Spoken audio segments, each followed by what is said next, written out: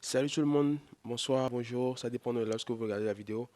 Petit tutoriel vous montrant comment faire un retrait sur Binance.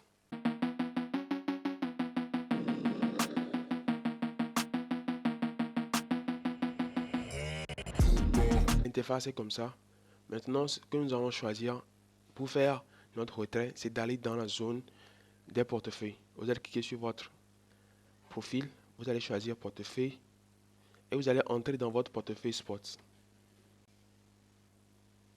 Là, on est sur notre portefeuille Spot. Mais bien avant cela, je vais prendre le crayon et vous expliquer un peu le principe pour que vous puissiez bien comprendre.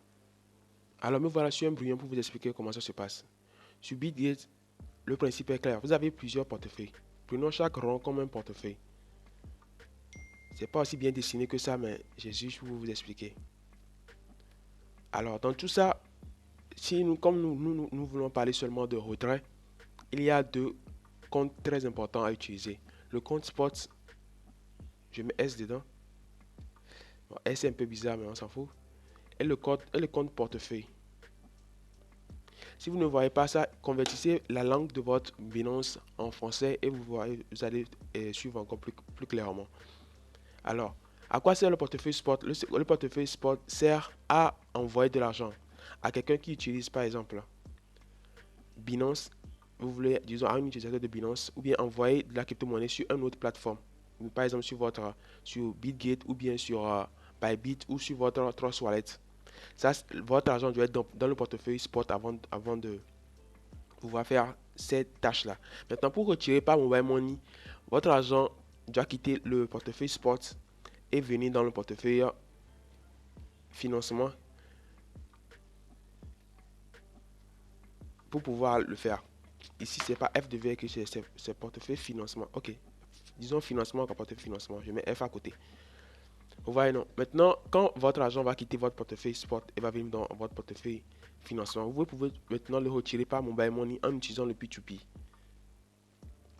Le P2P, c'est le P2P. Nous allons voir ça tout de suite.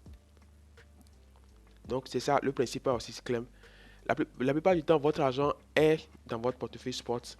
Maintenant, par exemple, si vous voulez faire du trading, il y a le portefeuille marge dans lequel vous devez envoyer votre argent depuis votre portefeuille Spot vers le compte marge. Ou bien si c'est le trading future, vous allez envoyer votre argent vers votre portefeuille futur pour pouvoir faire le trading. Donc, c'est un peu ça le principe des portefeuilles sur Binance. Alors, nous allons maintenant repartir sur la plateforme pour pouvoir vous montrer là où on fait ces transferts.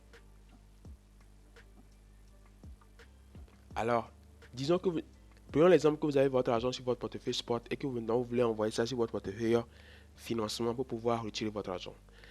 Quand votre argent est sur votre portefeuille Spot, ça apparaît quelque part ici dans ces crypto-monnaies-là. Prenons l'exemple que nous avons les USDT, ce qui veut dire que quoi? Quand nous allons venir ici et cliquer sur transfert,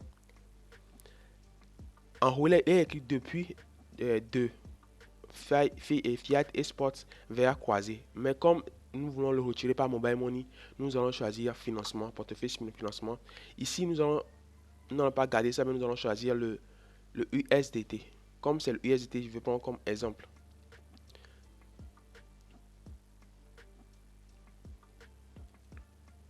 Maintenant, vous allez cliquer sur le USDT. Maintenant, pour vous, quand vous allez cliquer sur le USDT, pour moi, je n'ai pas de USDT, c'est pourquoi il est apparu 0 ici. Vous allez mettre la somme que vous voulez mettre et puis vous allez appuyer sur confirmer.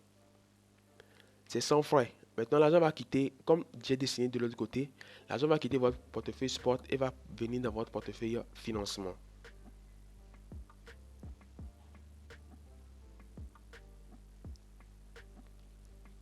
Maintenant que nous sommes sur le portefeuille financement, notre objectif doit être maintenant d'aller sur le P2P. Le P2P, comme moi je l'avais écrit ici, ici c'est écrit acheter, vendre.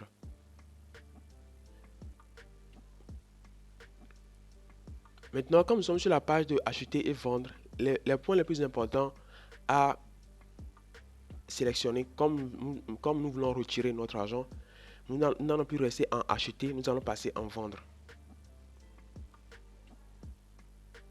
Une fois que nous serons en vendre, nous allons vérifier le fiat. Comme moi je suis en Afrique de l'Ouest, c'est le ISOF que j'utilise. Donc vous devez bien choisir votre fiat. Ok, maintenant nous allons choisir un des exchanges, disons un des vendeurs qui répond à nos conditions.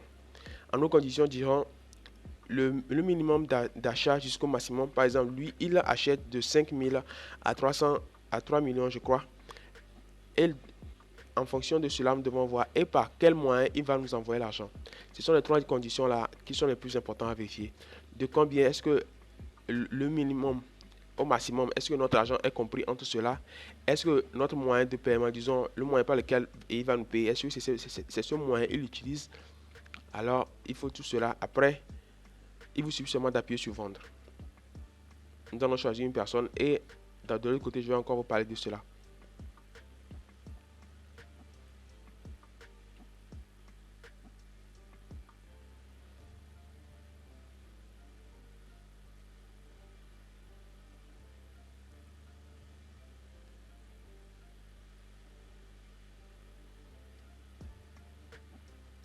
Par exemple, si nous prenons celui-ci de 50 000 à 800 000, je crois, lui paie par Move.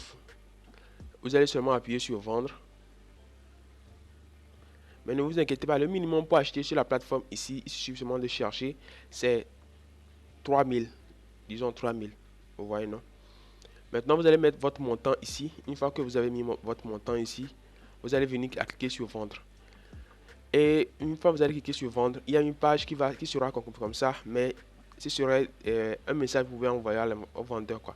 Maintenant, vous allez cliquer sur ça. Bien sûr que votre numéro ira chez le vendeur, mais vous allez encore une fois lui envoyer le message avec votre numéro, le pays dans lequel vous êtes, et lui demander que vous preniez en charge les frais. Arrivez aussi, lisez très bien ce qui est écrit là-bas, parce qu'il y a certains vendeurs qui vous mettent certaines conditions là-bas. Parce qu'il y a certains, ils aiment élever les prix de transfert.